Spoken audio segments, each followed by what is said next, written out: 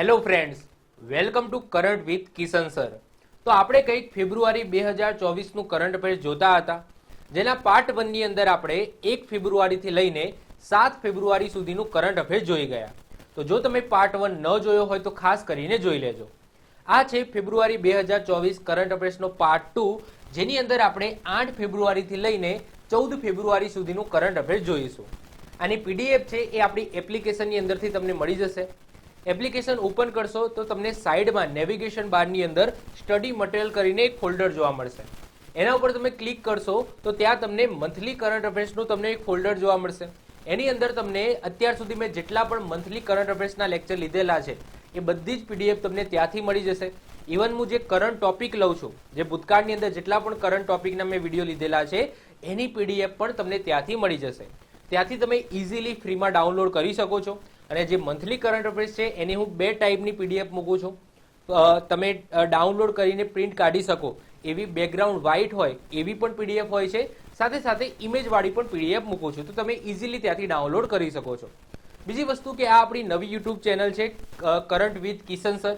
તો આને સબસ્ક્રાઇબ ન કરી હોય તો ખાસ કરીને નીચે સબસ્ક્રાઇબનું બટન હશે લાલ કલરનું, એ દબાવી દેજો. અને બાજુમાં બેલ આઇકન હશે એ પણ દબાવી દેજો. આનાથી ફાયદો તમને જ છે.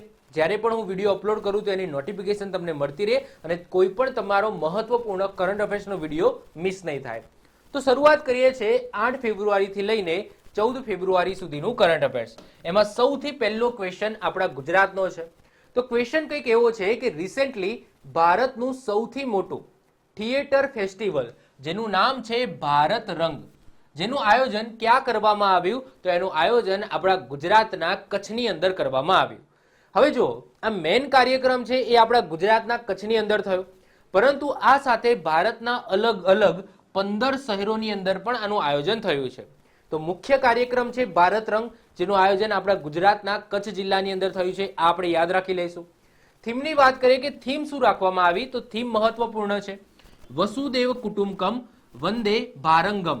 ફરીથી રિપીટ કરું છું, વસુદેવ કુટુંબકમ વંદે ભારંગમ આ થીમ રાખવામાં આવી. હવે જે 15 જગ્યાએ અલગ અલગ શહેરોની અંદર આનું આયોજન થયું ત્યાં પણ થીમ સેમ જ હતી. જેમ કે અહીંયા તમે ઇમેજ જોઈ શકો છો, તો આ મુંબઈની અંદર પણ આ ભારત રંગનું આયોજન થયું, ત્યાંની ઇમેજ છે. એવી જ રીતના આપણા ગુજરાતના કચ્છની અંદર પણ આનું આયોજન થયું છે. સમયની વાત કરીએ તો 1 થી લઈને 21 ફેબ્રુઆરી દરમિયાન આનું આયોજન થયું છે. તો એક્ઝામની અંદર પૂછાય કે રિસેન્ટલી ભારતનું સૌથી મોટું થિયેટર ફેસ્ટિવલ, જેનું નામ છે ભારત રંગ, એનું આયોજન ક્યાં કરવામાં આવ્યું? તો આપણા ગુજરાતના કચ્છની અંદર કરવામાં આવ્યું. સાથે સાથે અલગ અલગ ભારતના અલગ અલગ 15 શહેરો છે ત્યાં પણ આનું આયોજન થયું છે એના ભાગરૂપે. બીજા નંબરનો ક્વેશ્ચન છે, હાલમાં કયા રાજ્યમાં બાપુ ટાવરનું ઉદ્ઘાટન કરવામાં આવ્યું? તો આન્સર આવશે બિહાર. અહીંયા જે બાપુ શબ્દ છે એ ગાંધી બાપુની વાત થઈ રહી છે. તો મહાત્મા ગાંધીજીને સમર્પિત બાપુ ટાવરનું ઉદ્ઘાટન બિહારના પટનાની અંદર કરવામાં આવ્યું. ઊંચાઈની વાત કરીએ તો ઊંચાઈ કેટલી છે? તો ઊંચાઈ છે 120 ફૂટ. તો એક્ઝામની અંદર પૂછાય કે રિસેન્ટલી બાપુ ટાવર, આ બાપુ ટાવર છે, આ બાપુ ટાવરનું ઉદ્ઘાટન ક્યાં કરવામાં આવ્યું છે? તો બિહારનું જે પાટનગર છે પટના, ત્યાં કરવામાં આવ્યું છે. ઊંચાઈ કેટલી છે? તો 120 ફૂટ છે. વધે છે આગળ ત્રીજા નંબરનો ક્વેશ્ચન. ત્રીજા નંબરનો ક્વેશ્ચન મોસ્ટ આઈએમપી છે. રિસેન્ટલી રક્ષા મંત્રી રાજનાથસિંહ દ્વારા જનરલ બિપિન રાવતજીની પ્રતિમાનું અનાવરણ ક્યાં કરવામાં આવ્યું? તો આન્સર આવશે દહેરાદૂન. દહેરાદૂન ક્યાં આવેલું છે? ઉત્તરાખંડની અંદર આવેલું છે. હવે કોણ હતા બિપિન રાવત સાહેબ? તો બિપિન રાવત સાહેબ તમને ખબર જ છે, આપણા ભારતના પહેલા સીડીએસ હતા. સીડીએસ નો મતલબ થાય ચીફ એન્ડ ડિફેન્સ સ્ટાફ, જે અત્યારે અનિલ ચૌહાણ છે. તો પહેલા નંબરના કોણ હતા? બિપિન રાવત સાહેબ હતા, જેમનું તમને ખબર છે હેલિકોપ્ટર દુર્ઘટનાની અંદર મૃત્યુ થયું હતું દક્ષિણ ભારતની અંદર. એના પછી બીજા નંબરના સીડીએસ અનિલ ચૌહાણને બનાવવામાં આવ્યા છે. તો એમની પ્રતિમાનું અનાવરણ રિસેન્ટલી ઉત્તરાખંડના દહેરાદૂનની અંદર થયું છે. અને એ અનાવરણ કોને કર્યું છે? તો આપણા કેન્દ્રીય રક્ષા મંત્રી છે રાજનાથસિંહ, એમના દ્વારા કરવામાં આવ્યું છે. અહીંયા તમે જોઈ શકો છો. બીજી વસ્તુ કે આ પણ એક કરંટ અફેર્સનો ક્વેશ્ચન છે જે આપણે લાસ્ટ ટાઈમ ચલાવ્યો હતો, કે જમ્મુ કાશ્મીરની અંદર એક સ્ટેડિયમ આવેલું છે જેનું નામ છે જેલમ સ્ટેડિયમ. આ જેલમ સ્ટેડિયમનું નામ બદલીને કોના નામ ઉપર રાખવામાં આવ્યું છે? તો બિપિન રાવત સાહેબના નામ ઉપર રાખવામાં આવ્યું છે. તો આ ક્વેશ્ચન પણ મહત્વનો છે, તમારે યાદ રાખવાનો છે. અને રિસેન્ટલી એમની પ્રતિમાનું અનાવરણ ક્યાં કરવામાં આવ્યું છે? તો ઉત્તરાખંડના દહેરાદૂનની અંદર કરવામાં આવ્યું છે. યાદ રાખીશું. નેક્સ્ટ ક્વેશ્ચન છે, રિસેન્ટલી પીએમ નરેન્દ્રભાઈ મોદી દ્વારા સી સર્વાઇકલ સેન્ટરનું ઉદ્ઘાટન ક્યાં કરવામાં આવ્યું? તો આન્સર આવશે ગોવાની અંદર કરવામાં આવ્યું. હવે પીએમ નરેન્દ્રભાઈ મોદી દ્વારા કરવામાં આવ્યું છે, તો આ ક્વેશ્ચન આપણા માટે મહત્વપૂર્ણ થઈ જાય છે.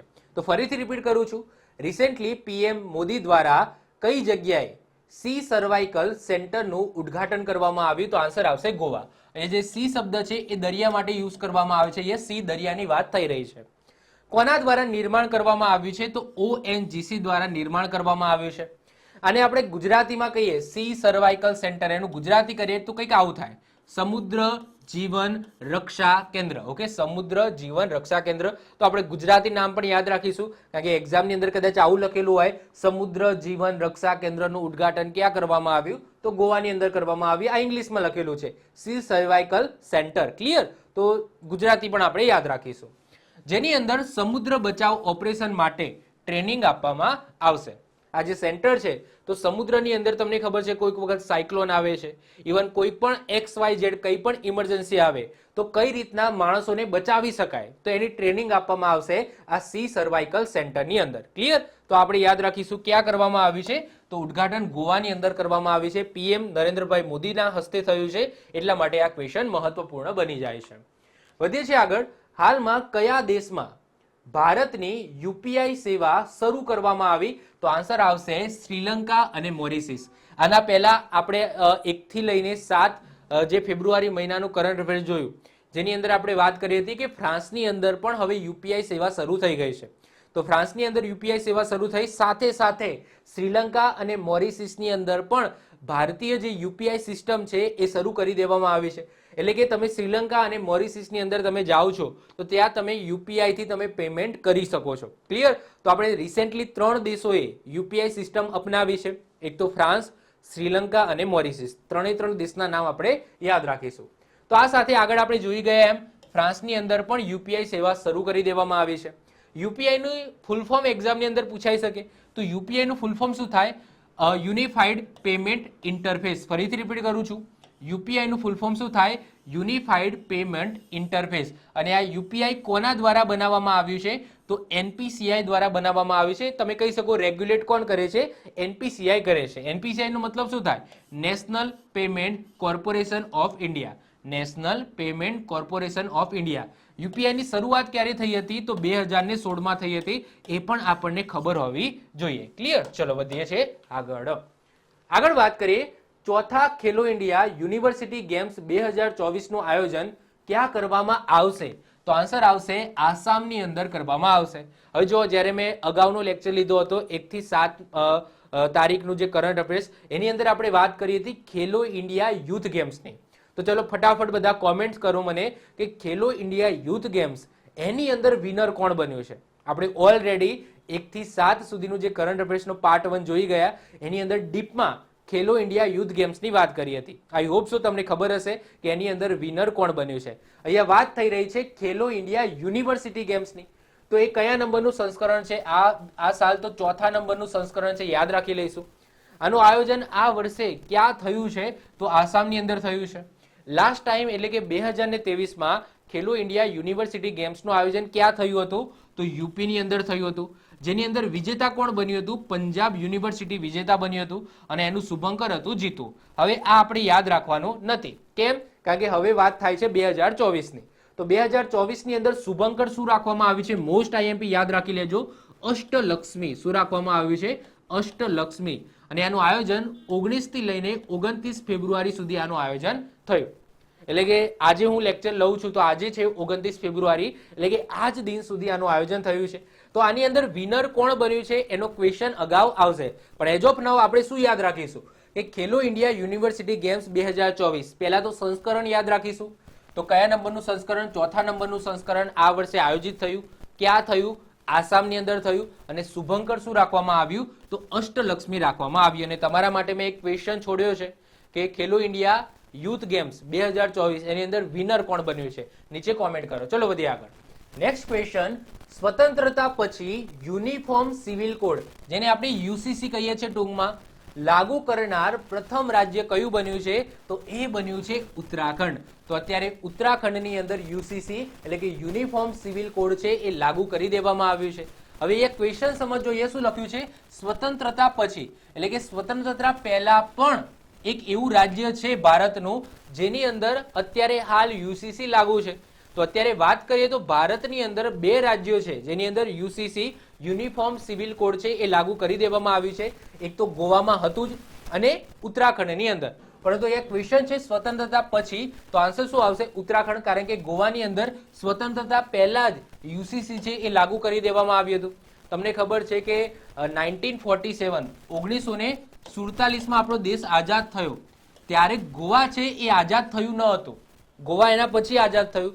સાહેબ ગોવા કોની અંડર હતું? તો ગોવા છે એ બ્રિટિશરોની અંડર નહોતું, ગોવા છે એ પોર્ટુગીઝોની અંડર હતું. તો પોર્ટુગીઝો પછી ગયા હતા, પહેલા બ્રિટિશરો ગયા હતા. તો એ વખતે જ્યારે પોર્ટુગીઝો હતા ત્યારે જ યુસીસી છે એ લાગુ કરી દેવામાં આવ્યું હતું. એટલે ક્વેશ્ચન સમજો કે સ્વતંત્રતા પછી યુનિફોર્મ સિવિલ કોડ લાગુ કરનાર દેશનું પ્રથમ રાજ્ય કયું બન્યું છે? તો ઉત્તરાખંડ બન્યું છે, જ્યારે ગોવાની અંદર સ્વતંત્રતા પહેલાથી જ યુસીસી છે એ લાગુ થઈ ગયું હતું. હવે આ ક્વેશ્ચન થાય કે સાહેબ આ યુનિફોર્મ સિવિલ કોડ જે યુસીસી આપણે કહીએ છીએ એ એકચ્યુઅલી છે શું? એનો મતલબ એવું કે જેટલા પણ લોકો એ રાજ્યની અંદર રહે છે બધા ઉપર પોતાના ધર્મની જે માન્યતાઓ છે એને મૂકીને જે યુસીસી ની અંદર જે કાયદા કે કાનૂન લખેલા છે એને ફોલો કરવા પડશે. મતલબ કે સમજી લો કે કોઈ એક્ઝામ્પલ તરીકે વાત કરીએ કે કોઈ ધર્મની અંદર માની લો કે 5 વર્ષે કે 6 વર્ષે કે ઇવન સમજી લો કે 10 વર્ષે લગ્ન કરવાની મંજૂરી મળી જાય છે, પરંતુ યુસીસી એમ કે છે કે ભાઈ 18 વર્ષ પછી જ કોઈ છોકરી કે છોકરો હોય એના લગ્ન થવા જોઈએ. તો પછી યુસીસી માનવામાં આવશે, એનું જે ધર્મ શું કે છે એ માનવામાં આવશે નહીં. ટૂંકમાં જે જગ્યાએ યુસીસી લાગુ હોય તો યુસીસીના કાયદા કાનૂન પ્રમાણે જ ત્યાંની જે વસ્તી છે, ત્યાંની જે પબ્લિક છે, ત્યાં રાજ્યના જે લોકો છે એને યુસીસીના નિયમ પ્રમાણે જ કાયદા કાનૂન માનવાના રહેશે. પોતાનો ધર્મ શું કે છે એમાં કાયદા કાનૂન શું છે એનાથી કોઈ મતલબ નથી. ક્લિયર? તો યુસીસી એટલે શું? Uniform civil code. એટલે કે જેટલા પણ પબ્લિક છે એ ભલે અલગ અલગ ધર્મમાં અલગ અલગ રીતિ રિવાજ હતા હશે, પરંતુ જે યુસીસીમાં લખ્યું છે એનું પાલન કરવું પડશે. ઓકે, વચ્ચે તમને ખબર છે કે પૂરા આખા દેશ માટે યુસીસી નું બિલ મૂક્યું હતું, પરંતુ જબરજસ્ત વિરોધ થયો એટલે પછી એ ખેંચી લેવામાં આવ્યું છે કે હવે જો યુસીસી લાગુ થશે ને તો રાજ્ય વાઇઝ થશે. ઓકે, આખા દેશની અંદર યુસીસી છે થોડું હાર્ડ છે. તો કહેવાય છે કે ભાઈ જ્યારે પણ યુસીસી લાગુ થશે તો line by line, one by one દરેક રાજ્યની અંદર અલગ અલગ રીતના યુસીસી લાગુ થવાનું છે. ચલો વધીએ આગળ વાત કરીએ. હાલમાં દેશની પ્રથમ ડિજિટલ રાષ્ટ્રીય સંગ્રહાલયની આધારશિલા ક્યાં રાખવામાં આવી? તો હૈદરાબાદની અંદર રાખવામાં આવી. હૈદરાબાદ એ તેલંગાણા જે રાજ્ય છે એનું કેપિટલ છે હૈદરાબાદ. અહીંયા વાત થાય છે દેશનું પ્રથમ ડિજિટલ રાષ્ટ્રીય સંગ્રહાલય. હવે આ શું છે? તો અહીંયા 1 લાખથી પણ વધારે પ્રાચીન શિલાલેખો ડિજિટલ ફોર્મની અંદર બતાવવામાં આવશે. જો ફિઝિકલ ફોર્મની અંદર નહીં, ડિજિટલ ફોર્મની અંદર, એટલે કે દેશની અંદર જેટલા પણ શિલાલેખો છે તો એના ફોટોગ્રાફ છે, 3D મોડલ છે એ અહીંયા બતાવવામાં આવશે આ સંગ્રહાલયની અંદર. 1 લાખથી પણ વધારે પ્રાચીન શિલાલેખોની વાત થઈ રહી છે. 3D મોડલ ડિજિટલ સ્વરૂપે અહીંયા બતાવવામાં આવશે. હવે વાત થાય કે કઈ જગ્યાએ? તો સાલારગંજ સંગ્રહાલય જે હૈદરાબાદની અંદર આવેલું છે ત્યાં કોના હસ્તે આનું ઉદ્ઘાટન કરવામાં આવ્યું? તો આપણા કેન્દ્રીય સાંસ્કૃતિક મંત્રી છે કિશન રેડ્ડી, એમના હસ્તે આનું ઉદ્ઘાટન થયું છે. અને અહીંયા 1 લાખથી પણ વધારે પ્રાચીન શિલાલેખો ડિજિટલ રૂપમાં બતાવવામાં આવશે. તો જસ્ટ આપણે યાદ રાખીશું દેશનું પહેલું ડિજિટલ રાષ્ટ્રીય સંગ્રહાલયની આધારશિલા ક્યાં મૂકવામાં આવી છે? તો હૈદરાબાદની અંદર મૂકવામાં આવી છે. જસ્ટ હજુ આધારશિલા મૂકી છે, હજુ બનીને તૈયાર થતા હજુ વાર લાગશે. ચલો વધીએ આગળ. નેક્સ્ટ વાત કરીએ. હાલમાં આયોજિત રાષ્ટ્રીય વિજ્ઞાન દિવસ 2024 એની થીમ શું રાખવામાં આવી? તો થીમ રાખવામાં આવી ઇન્ડિજિનિયસ ટેકનોલોજી ફોર વિકસિત ભારત. ફરીથી રિપીટ કરું છું, રિસેન્ટલી જે આપણે રાષ્ટ્રીય વિજ્ઞાન દિવસ મનાવ્યો, ક્યારે મનાવ્યો? 28 ફેબ્રુઆરીએ. તો 28 ફેબ્રુઆરી જે આપણે રાષ્ટ્રીય વિજ્ઞાન દિવસ મનાવ્યો એની થીમ શું રાખી છે આપણે? ઇન્ડિજિનિયસ ટેકનોલોજી ફોર વિકસિત ભારત રાખવામાં આવે છે. રાષ્ટ્રીય વિજ્ઞાન દિવસ આપણે 28 ફેબ્રુઆરીએ મનાવીએ છીએ. કેમ ભાઈ 28 ફેબ્રુઆરીએ જ મનાવીએ છીએ? કારણ કે 28 ફેબ્રુઆરી 1928 સીવી રામન, બધા ઓળખો જ છો. તો સીવી રામન સાહેબ દ્વારા જે રામન ઇફેક્ટ છે એની શોધ કરવામાં આવી હતી. વિજ્ઞાન મંત્રી કોણ છે? તો તમને ખબર હોવી જોઈએ, જીતેન્દ્ર સિંહ છે. જ્યારે વિશ્વ વિજ્ઞાન દિવસ ક્યારે મનાવવામાં આવે છે? 10 નવેમ્બરે મનાવવામાં આવે છે. તો રાષ્ટ્રીય વિજ્ઞાન દિવસ એ 28 ફેબ્રુઆરી મનાવવામાં આવે છે, જ્યારે વિશ્વ વિજ્ઞાન દિવસ છે, વર્લ્ડ સાયન્સ ડે છે, એ 10 નવેમ્બરે મનાવવામાં આવે છે. અને થીમ આ વખતેની યાદ રાખીશું, ઇન્ડિજિનિયસ ટેકનોલોજી ફોર વિકસિત ભારત. ક્લિયર? યાદ રાખીશું. ચલો વધીએ આગળ. નેક્સ્ટ વાત કરીએ, સૌરાષ્ટ્ર ક્રિકેટ સ્ટેડિયમનું નામ બદલીને કોના નામ ઉપર રાખવામાં આવશે? તો આન્સર આવશે નિરંજન શાહના નામ ઉપર રાખવામાં આવશે. તો આપણા ગુજરાતનો ક્વેશ્ચન છે, યાદ રાખીશું. સૌરાષ્ટ્ર ક્રિકેટ સ્ટેડિયમ પહેલા તો ક્યાં આવેલું છે? તો આપણા રાજકોટની અંદર આવેલું છે. અને રાજકોટની અંદર આવેલું જે સૌરાષ્ટ્ર ક્રિકેટ સ્ટેડિયમ છે એનું નામ બદલવા જઈ રહ્યું છે. અને કોના નામ ઉપર રાખવાનું છે? તો નિરંજન શાહના નામ ઉપર રાખવાનું છે. નિરંજન શાહ કોણ છે? તો પૂર્વ પ્રથમ શ્રેણીના ક્રિકેટર છે, એમના નામ ઉપર આ સૌરાષ્ટ્ર ક્રિકેટ સ્ટેડિયમનું નામ રાખવામાં આવશે. તો મોસ્ટ આઈએમપી ક્વેશ્ચન છે, યાદ રાખીશું. ચલો વધીએ આગળ. નેક્સ્ટ વાત કરીએ, હાલમાં બિમસ્ટેક એક્વેટિક ચેમ્પિયનશિપનું ઉદ્ઘાટન ક્યાં કરવામાં આવ્યું? તો નવી દિલ્હીની અંદર કરવામાં આવ્યું. જો નામથી જ ખબર પડી જાય છે બિમસ્ટેક. પહેલા તો બિમસ્ટેક શું છે? તો એક સંગઠન છે, બધાને ખબર જ છે. એક્વેટિક એટલે કંઈક ના કંઈક પાણી સંબંધિત રમતો હશે. ક્લિયર? તો બિમસ્ટેક એક્વાટિક ચેમ્પિયનશિપનું ઉદ્ઘાટન ક્યાં કરવામાં આવ્યું છે? નવી દિલ્હીની અંદર કરવામાં આવ્યું. કોના હસ્તે કરવામાં આવ્યું? તો આપણા કેન્દ્રીય ખેલ મંત્રી છે, બધાને ખબર જ છે, અનુરાગસિંહ ઠાકુર. તો એમના હસ્તે આનું ઉદ્ઘાટન કરવામાં આવ્યું છે. અને એટલા માટે આ મહત્વપૂર્ણ ક્વેશ્ચન છે, કારણ કે આ પહેલું સંસ્કરણ છે, એટલે કે પહેલી વખત આનું આયોજન થઈ રહ્યું છે. ભૂતકાળમાં આવું ક્યાંય સાંભળ્યું હશે નહીં. તો બિમસ્ટેક એક્વેટિક ચેમ્પિયનશિપ જે પહેલી વખત 2024 ની અંદર આયોજિત થયું છે, પહેલું સંસ્કરણ છે, ક્યાં? નવી દિલ્હીની અંદર. તો આપણે યાદ રાખી લઈશું. બિમસ્ટેકના 7 સદસ્ય દેશોના 20 વર્ષથી ઓછી વયના ખેલાડીઓ આની અંદર ભાગ લેશે. આની અંદર પાણીને લગતી રમતો હશે, જુદી જુદી. જો એ નામથી જ ખબર પડી જાય છે, એક્વેટિક. તો પાણીને લગતી બધી રમતો હશે. સમયની વાત કરીએ તો 6 થી લઈને 9 ફેબ્રુઆરી દરમિયાન આનું આયોજન થયું. બિમસ્ટેકનું હેડક્વાર્ટર એક્ઝામની અંદર પૂછાય તો બિમસ્ટેકનું હેડક્વાર્ટર ક્યાં આવેલું છે? તો બાંગ્લાદેશના ઢાકાની અંદર છે. ચલો તમારા માટે અહીંયાથી એક બીજો ક્વેશ્ચન કે બિમસ્ટેકનું ફૂલ ફોર્મ શું થાય? બિમસ્ટેક જે સંગઠન છે, ઓકે, એનું ફૂલ ફોર્મ શું થાય એ તમારે નીચે કોમેન્ટની અંદર મને કહેવાનું છે. હેડક્વાર્ટર મેં તમને કહી દીધું, બાંગ્લાદેશના ઢાકાની અંદર બિમસ્ટેકનું હેડક્વાર્ટર આવેલું છે. ચલો વધીએ આગળ. નેક્સ્ટ વાત કરીએ, recently AI and the nation security, AI and the nation security નામની પુસ્તક કોને લોન્ચ કરી છે? તો આન્સર આવશે આપણા અત્યારના કરંટ સીડીએસ છે, ચીફ ઓફ ડિફેન્સ સ્ટાફ છે. કયા નંબરના? બીજા નંબરના છે, જેમનું નામ છે અનિલ ચૌહાણ. તો એમના દ્વારા લોન્ચ કરવામાં આવે છે. તો લખી કોને છે? તો લખી છે અમિત સિંહા અને વિજય ખરે. હવે અત્યારના કરંટ સીડીએસ દ્વારા આ પુસ્તકને લોન્ચ કરવામાં આવી છે. તો આ ક્વેશ્ચન આપણા માટે મહત્વપૂર્ણ થઈ જાય છે. તો ફરીથી રિપીટ કરું છું, પુસ્તકનું નામ છે AI and the national security. AI and the national security આ નામનું પુસ્તક છે. એ કોને લોન્ચ કર્યું છે? તો સીડીએસ અનિલ ચૌહાણ દ્વારા લોન્ચ કરવામાં આવ્યું છે. ક્લિયર? ચલો વધીએ આગળ. નેક્સ્ટ વાત કરીએ, હાલમાં ચર્ચિત CAR T cell therapy, CAR T cell થેરાપીનો સંબંધ કોની સાથે છે? તો કેન્સર સાથે છે. ઇવન કેન્સરમાં પણ કયા કેન્સર સાથે છે? તો લ્યુકેમિયા, જેને આપણે બ્લડ કેન્સર કહીએ છીએ. તો આ બ્લડ કેન્સરની થેરાપી છે, જેને રિસેન્ટલી મંજૂરી આપવામાં આવી છે, એટલા માટે બહુ ચર્ચામાં છે. હવે વાત કરીએ આ થેરાપીની, તો સૌથી પહેલા એ જે શબ્દ આવ્યો છે CAR, એનું ફૂલ ફોર્મ શું થાય? તો એક્ઝામની અંદર એનું ફૂલ ફોર્મ પણ પૂછાય. તો એનું ફૂલ ફોર્મ છે ક્રિમેરિક એન્ટીજન રિસેપ્ટર. ફરીથી રિપીટ કરું છું, CAR નું ફૂલ ફોર્મ છે ક્રિમેરિક એન્ટીજન રિસેપ્ટર. અને જે અહીંયા ટી સેલ લખેલું છે, આ ટી સેલનો મતલબ શું થાય છે? તો નોર્મલ એક પ્રકારના શું છે? શ્વેત કણો છે. આપણા બોડીની અંદર તમને ખબર છે, રક્ત કણો, શ્વેત કણો અને રુધિર કર્ણિકાઓ આવેલી છે. તો શ્વેત કણો એનું કામ શું છે? કે રુધિરની અંદર કોઈ એવા કહેવાય છે કે એન્ટીજન ઘૂસી જાય. એન્ટીજન ધેટ્સ મીન્સ કે શું? આમ તો એન્ટીબોડી બનાવવાનું કામ છે, કે કોઈ વાયરસ કે એવું કોઈ બેક્ટેરિયા ઘૂસી જાય તો એના સામે લડવાનું કામ આપણે કહીએ છીએ સૈનિકો છે. ઓકે, આપણા બ્લડની અંદર સૈનિકો છે આ શ્વેત કણો. તો એક પ્રકારના શ્વેત કણો છે આ ટી સેલ. તો રિસેન્ટલી આ CAR ટી સેલ થેરાપી, જેની રિસેન્ટલી મંજૂરી આપવામાં આવી છે, જે કયા રોગ સામે છે? તો લ્યુકેમિયા. લ્યુકેમિયા જે કેન્સર આવે છે, જેને આપણે બ્લડ કેન્સર કહીએ છીએ, તો એના ઈલાજ માટેની થેરાપી છે. તો જસ્ટ આપણે એટલું યાદ રાખીશું, વન લાઇનરની અંદર ખાલી યાદ રાખો કે CAR ટી સેલ થેરાપી એનો સંબંધ શેની સાથે છે? તો બ્લડ કેન્સર સાથે છે, એટલે કે લ્યુકેમિયા સાથે છે. તો લ્યુકેમિયા શબ્દ પણ યાદ રાખીશું, બ્લડ કેન્સર આ પણ આપણે યાદ રાખીશું. ક્લિયર? તો યાદ રાખી લેવાનું. ચલો વધીએ આગળ. નેક્સ્ટ વાત કરીએ, ભારત અને મ્યાનમારની બોર્ડરની લંબાઈ કેટલી છે? હવે સાહેબ આવો ક્વેશ્ચન અત્યારે ક્યાંથી આવ્યો? ભારત અને મ્યાનમારની બોર્ડરની લંબાઈ કેટલી છે? જ્યાં ભારત સરકાર ફેન્સિંગ બનાવવાની યોજના બનાવી રહી છે, તો આન્સર આવશે 1643 કિલોમીટર. રિસેન્ટલી અમિત શાહ દ્વારા જે લોકસભા છે ત્યાં કહેવામાં આવ્યું છે કે આપણે ભારત અને મ્યાનમારની જે બોર્ડર છે ત્યાં આપણે ફેન્સિંગ બનાવી દઈશું. કેમ ભાઈ એવું? કારણ કે એવું આપણને જાણવા મળ્યું છે કે ભાઈ ત્યાંથી એ બોર્ડર ક્રોસ કરીને આતંકવાદીઓ આપણા ભારતની અંદર ઘૂસી જાય છે.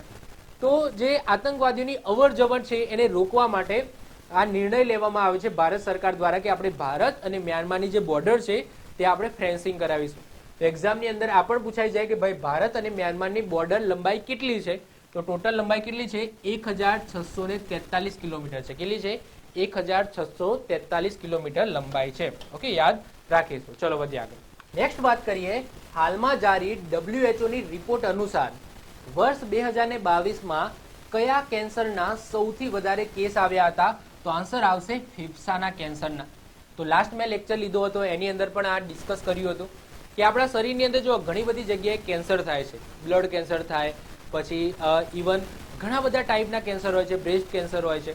એમાં જો સૌથી વધારે કેન્સર થતું હોય, આ બધા કેન્સર અલગ અલગ જગ્યાએ થતા હોય, એમાં સૌથી વધારે જો કેન્સર થતું હોય તો WHO દ્વારા નોંધવામાં આવ્યું છે એ છે ફેફસાનું કેન્સર, એટલે કે લંગ કેન્સર. કારણ કે અત્યારની તમે જનરેશન જુઓ, ઓકે, અત્યારે લેડીઝની પણ શું વાત કરીએ, ઓકે, લેડીઝ પણ બિસ્ટોલ ને સિગરેટ ને બધું ચાલુ થઈ હોય છે. એટલે કે અત્યારે તમે જુઓ ગાંધીનગર બાજુ આવો, ઓકે, તો ત્યાં તમે જોવા મળશે, નોર્મલી તમને જોવા મળશે. અત્યારે ફેશનનો જમાનો આવ્યો છે, ઓકે, એમાં મળે કંઈ નહીં, ઓકે, જસ્ટ અંદર તમાકુ જ ભરેલી હોય, નિકોટિન હોય, જેની આદત લાગી જઈ હોય, અને તમે જુઓ કે ભાઈ બિસ્ટોલ પીતા હોય, સિગરેટ પીતા હોય, જેના કારણે આ લંગ કેન્સર છે એના થવાના ચાન્સીસ અત્યારે વધી રહ્યા છે. તો જેટલા પણ કેન્સર થાય છે, સમજી લો કે 100% કેન્સરની વાત કરીએ, અલગ અલગ ટાઈપના કેન્સર હોય છે, તો આ 100%માંથી 12% જે કેન્સર છે, 12.4% જે કેન્સર છે એ લંગ કેન્સરના જોવા મળે છે. 12.4%. તો 2022ની રિપોર્ટ અનુસાર જે કેન્સરના સૌથી વધારે કેસ છે એ કયા કેન્સરના છે? તો ફેફસાના કેન્સરના છે. ઓકે, કેટલા? તો 12.4% કેસ. ટોટલ જે કેન્સરના કેસ છે એને 100% ગણી લો તો એમાંથી 12.4% જે કેસ છે એ ફેફસાના કેન્સરના આવે છે. એના પછી બીજા નંબરે બ્રેસ્ટ કેન્સરના આવે છે, બીજા નંબર. ક્લિયર? ચલો વધીએ આગળ. નેક્સ્ટ વાત કરીએ, હાલમાં કયા ફાઉન્ડેશન દ્વારા નોઈડા એરપોર્ટ પાસે આદિયોગી શિવની 242 ફૂટ ઊંચી પ્રતિમા બનાવવાની ઘોષણા કરી છે? તો આન્સર આવશે ઈશા ફાઉન્ડેશન. હવે ઈશા ફાઉન્ડેશન તમને ખબર જ છે, નામ સાંભળ્યું જ હશે. કદાચ ઈશા ફાઉન્ડેશનનું નામ ન સાંભળ્યું હોય, પરંતુ સદગુરુનું નામ તો સાંભળ્યું જ હશે. તો સદગુરુ, ઓકે, એમનું જ છે આ ઈશા ફાઉન્ડેશન. અને આ જ ઈશા ફાઉન્ડેશન દ્વારા અત્યારે એક ઘોષણા કરવામાં આવી છે કે નોઈડા એરપોર્ટ પાસે આદિયોગી એટલે તમે જોઈ શકો છો આ ટાઈપની, ઓકે, આ ક્વેશ્ચનની નથી, ઓકે, ઇમેજ મૂકી, પરંતુ આ ટાઈપની એક પ્રતિમા છે. કેટલી? 242 ફૂટ ઊંચી પ્રતિમા છે એ નોઈડા એરપોર્ટની અંદર બનાવવામાં આવશે એવી ઘોષણા કરવામાં આવી છે. ક્લિયર? તો કોના દ્વારા? ઈશા ફાઉન્ડેશન દ્વારા, એટલે કે સદગુરુની જે ફાઉન્ડેશન છે એમના દ્વારા. ક્લિયર? ચલો વધીએ આગળ. નેક્સ્ટ વાત કરીએ, કયા રાજ્યમાં દીનબંધુ છોટુરામ થર્મલ પાવર પ્લાન્ટની સ્થાપના કરવામાં આવશે? તો આન્સર આવશે હરિયાણા. કોના દ્વારા કરવામાં આવશે? તો ભેલ દ્વારા કરવામાં આવશે. ભેલનો મતલબ શું થાય? ભારત હેવી ઇલેક્ટ્રિકલ્સ લિમિટેડ થશે અને એની કેપેસિટી કેટલી હશે? 800 મેગાવોટની હશે. તો સિમ્પલ આપણે યાદ રાખીશું, નામથી યાદ રાખીશું, દીનબંધુ છોટુરામ થર્મલ પાવર પ્લાન્ટ કઈ જગ્યાએ? તો હરિયાણાની અંદર સ્થાપના કરવામાં આવશે. વધીએ છે આગળ. મોસ્ટ આઈએમપી ક્વેશ્ચન છે, હાલમાં કોણે નેલ્સન મંડેલા એવોર્ડ 2024 થી સન્માનિત કરવામાં આવ્યા? તો આન્સર આવશે નિમહંસ. ફરીથી રિપીટ કરું છું, મોસ્ટ આઈએમપી ક્વેશ્ચન છે, હાલમાં કોણે નેલ્સન મંડેલા એવોર્ડ 2024 થી સન્માનિત કરવામાં આવ્યા? તો નિમહંસને સન્માનિત કરવામાં આવ્યા. હવે નિમહંસ કોઈ વ્યક્તિ નથી હો, આ સંસ્થાનું નામ છે, આ સંસ્થાનું નામ છે. તો નિમહંસ એક ઇન્સ્ટિટ્યૂટ છે અને આ નિમહંસનું ફૂલ ફોર્મ પણ છે. તો નિમહંસનું ફૂલ ફોર્મ છે national institute of mental health and neuroscience. ફરીથી રિપીટ કરું છું, જે નિમહંસ નામની જે સંસ્થા છે એનું ફૂલ ફોર્મ છે national institute of mental health and neuroscience. કોના દ્વારા આ એવોર્ડ આપવામાં આવે છે? તો આવું પણ એક્ઝામની અંદર પૂછાય. તો નેલ્સન મંડેલા જે એવોર્ડ છે એ કોના દ્વારા આપવામાં આવે છે? WHO વર્લ્ડ હેલ્થ ઓર્ગેનાઇઝેશન દ્વારા આપવામાં આવે છે. અને આ એવોર્ડ હેલ્થ સેક્ટરની અંદર કામ કરવા બદલ આપવામાં આવે છે.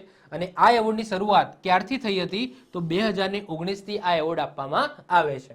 તો વન લાઇનરની અંદર આપણે જસ્ટ યાદ રાખી લઈશું, 2024નો નેલ્સન મંડેલા એવોર્ડ કોને મળ્યો છે? તો નિમહંસ નામની સંસ્થા છે એને મળ્યો છે. વધીએ આગળ. નેક્સ્ટ વાત કરીએ, હાલમાં SAFF અંડર-19 મહિલા ફૂટબોલ ચેમ્પિયનશિપ 2024નો કિતાબ કોના દ્વારા જીતવામાં આવ્યો છે? તો ભારત અને બાંગ્લાદેશ દ્વારા જીતવામાં આવ્યો છે. હવે તમારા માઇન્ડની અંદર ક્વેશ્ચન થાય, અહીંયા વાત થાય વિજેતાની, અને બે દેશ એક સાથે વિજેતા કઈ રીતના હોઈ શકે? થાય ને? કદાચ આ ક્વેશ્ચન મેં ન ભણાવ્યો હોય અને તમે એક્ઝામની અંદર પહોંચી જાઓ અને એક્ઝામની અંદર લખ્યું હોય ભારત, બાંગ્લાદેશ, એ અને બી બોથ અને નન ઓફ ધીસ, તો સૌથી પહેલા તમે શું કાઢી નાખો? તો પહેલા એ એન્ડ બી બોથ વાળું કાઢી નાખો. કારણ કે તમારા માઇન્ડની અંદર ક્વેશ્ચન થાય કે કોઈ પણ એક જ દેશ વિજેતા બને ને, બે દેશ વિજેતા એક સાથે કઈ રીતના બને? તો હવે થયું એવું કે બે દેશને વિજેતા જાહેર કરવા પડે.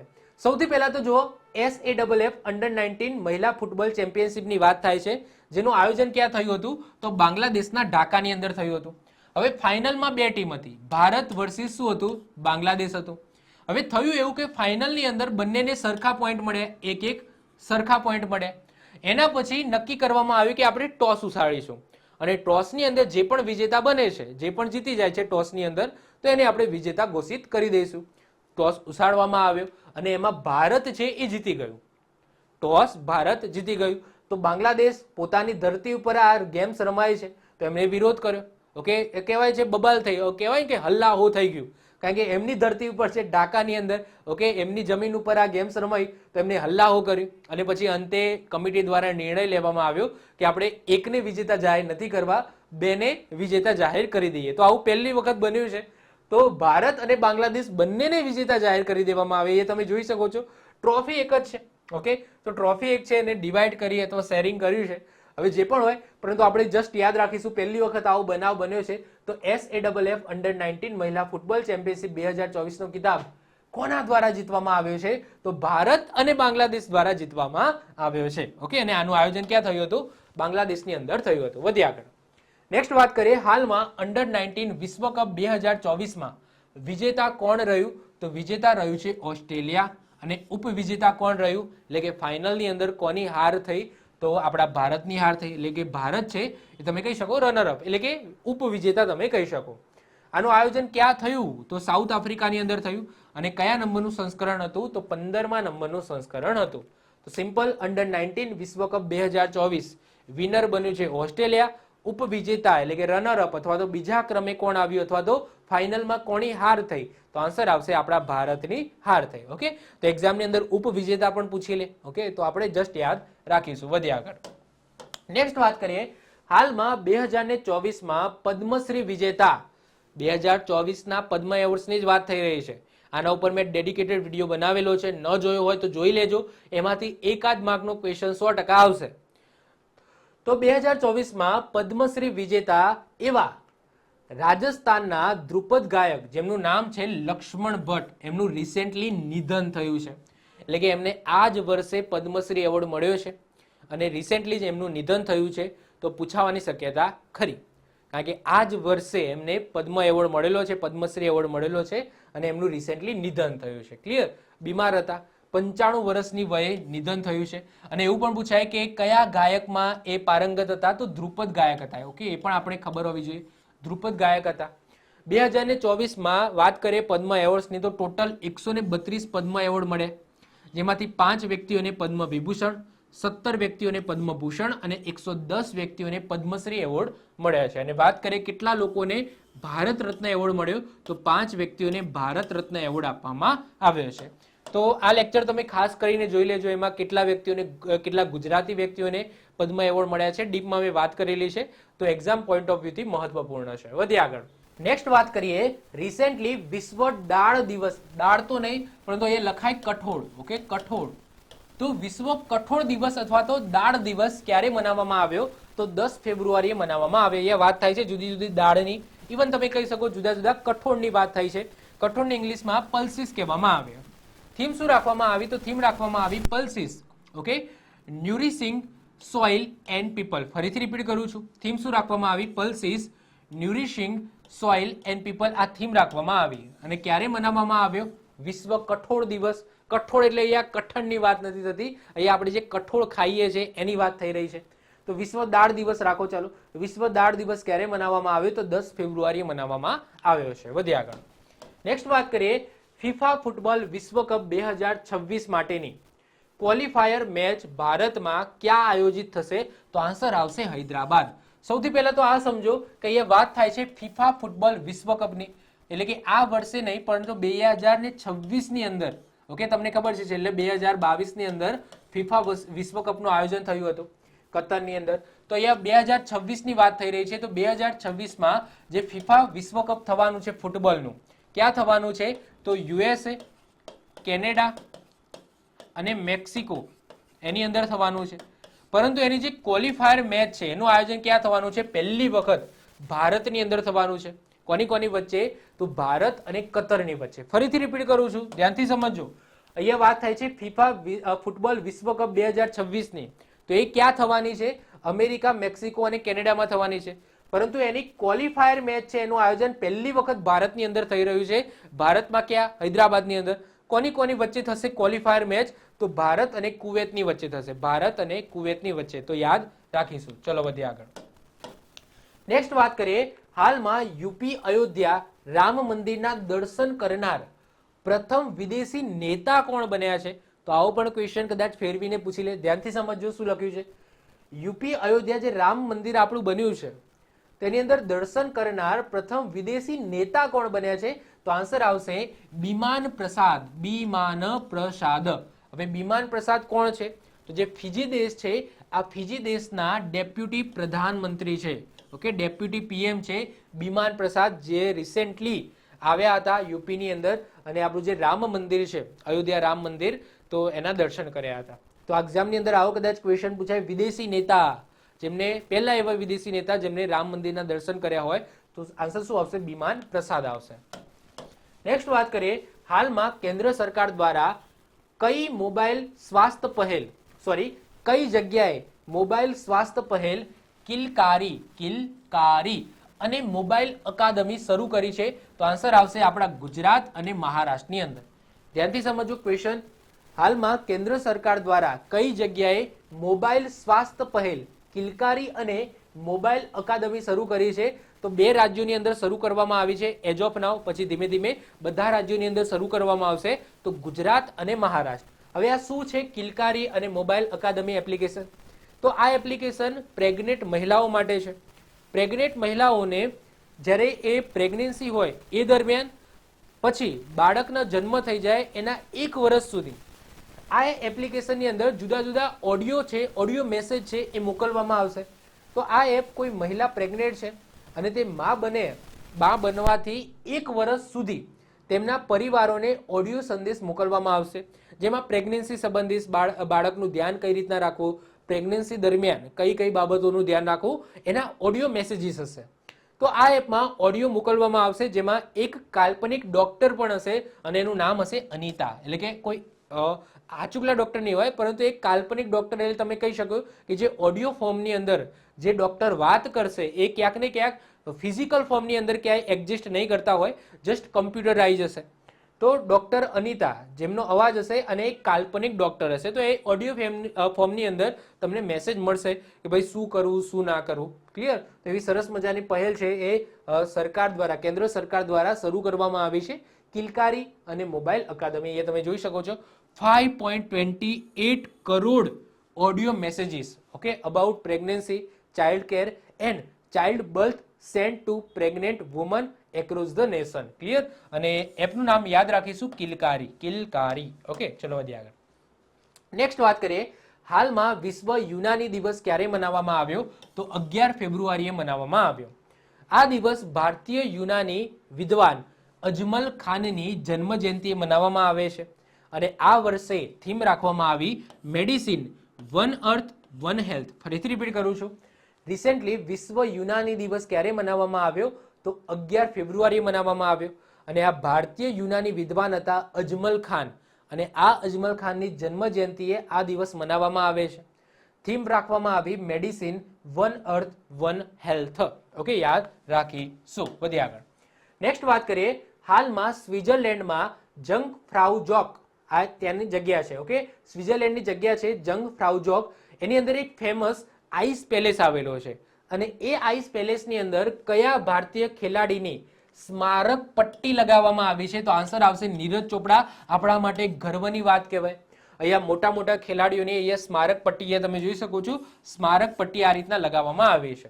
તો ક્વેશ્ચન ધ્યાનથી સમજવું. અહીંયા વાત થાય છે સ્વિટ્ઝરલેન્ડની. સ્વિટ્ઝરલેન્ડની અંદર એક ફેમસ જગ્યા છે આઈસ પેલેસ કરીને અને આ આઈસ પેલેસની અંદર આપણા ભારતીય ખેલાડી છે નીરજ ચોપડા, બધાને ખબર જ છે, ભાલા ફેંક સાથે સંકળાયેલા છે, ગોલ્ડન બોય. તેમની સ્મારક પટ્ટી લગાવવામાં આવી છે. વાત કરીએ નીરજ ચોપડાની તો એમને 2018માં અર્જુન એવોર્ડ, 2021માં ભારતનો સૌથી મોટો ખેલ જગતનો એવોર્ડ મેજર ધ્યાનચંદ ખેલ રત્ન પુરસ્કાર, 2022માં પરમ વિશિષ્ટ સેવા મેડલ અને 2022માં એમને પદ્મશ્રી એવોર્ડ મળેલો છે. ક્લિયર? તો નીરજ ચોપડા બધાને ખબર જ છે. ઓકે, આપણે વધારે ડિસ્કસ ના કરતા વધીએ આગળ. નેક્સ્ટ વાત કરીએ, હાલમાં 11 ફેબ્રુઆરી સમર્પણ દિવસ મનાવવામાં આવ્યો. તો એ કોની પુણ્યતિથિએ મનાવવામાં આવે? પુણ્યતિથિનો મતલબ થાય મરણ દિવસ. ઓકે, જન્મ જયંતિ કહીએ છીએ ને, તો જયંતિ શબ્દ છે એ બર્થડેમાં આપણે યુઝ કરીએ છીએ, જ્યારે પુણ્યતિથિ શબ્દ છે એ મરણ ડેટને આપણે મરણ ડેટ માટે યુઝ કરીએ છીએ. તો રિસેન્ટલી સમર્પણ દિવસ ક્યારે મનાવ્યો? 11 ફેબ્રુઆરીએ. તો એ કોની પુણ્યતિથિએ મનાવવામાં આવે છે? તો પંડિત દીનદયાલ ઉપાધ્યાયની પુણ્યતિથિએ મનાવવામાં આવે છે. જ્યારે એમનો જન્મદિવસ આવે છે 25 સપ્ટેમ્બર અને 25 સપ્ટેમ્બર આપણે અંત્યોદય દિવસ તરીકે આપણે મનાવીએ છીએ. તો એમની બર્થડે આવે છે 25 સપ્ટેમ્બર, જે દિવસે આપણે અંત્યોદય દિવસ મનાવીએ છીએ અને એમની પુણ્યતિથિ અથવા તો મરણ તિથિ તમે કહી શકો એ આવે છે 11 ફેબ્રુઆરીએ, જે દિવસ આપણે સમર્પણ દિવસ તરીકે મનાવીએ છીએ. ઓકે, કોની વાત થઈ રહી છે? તો પંડિત દીનદયાલ ઉપાધ્યાયની વાત થઈ રહી છે. વધીએ આગળ. હાલમાં કોણે લક્ષ્મી નારાયણ આંતરરાષ્ટ્રીય એવોર્ડથી સન્માનિત કરવામાં આવ્યા? તો પ્યારેલાલ શર્માને સન્માનિત કરવામાં આવ્યા છે. તો પ્યારેલાલ શર્મા કોણ છે? તો પ્યારેલાલ શર્મા એક સંગીતકાર છે જેમને બધા લોકો ઓળખો જ છો. એમને કદાચ જોયા નહીં હોય પરંતુ આ ગીત તો સાંભળ્યું હશે ને, my name is Lakhan. Okay, my name is Lakhan. તો એ ગીત માટે બધા લોકો એમને જાણે છે. ઓકે, એમના નામથી જાણે છે. તો માય નેમ ઇઝ લખન આ જે ગીત છે, આ ગીતથી તમે ઓળખતા જશો. 2024માં પ્યારેલાલને પદ્મભૂષણ એવોર્ડ આપવામાં આવ્યો હતો. તો ફરીથી રિપીટ કરું છું, રિસેન્ટલી લક્ષ્મી નારાયણ આંતરરાષ્ટ્રીય એવોર્ડથી કોને સન્માનિત કરવામાં આવ્યા છે? પ્યારેલાલ શર્માને સન્માનિત કરવામાં આવે છે. વન લાઇનરની અંદર આપણે યાદ રાખી લો. અને પ્યારેલાલ શર્મા કોણ છે? તો એક સંગીતકાર છે.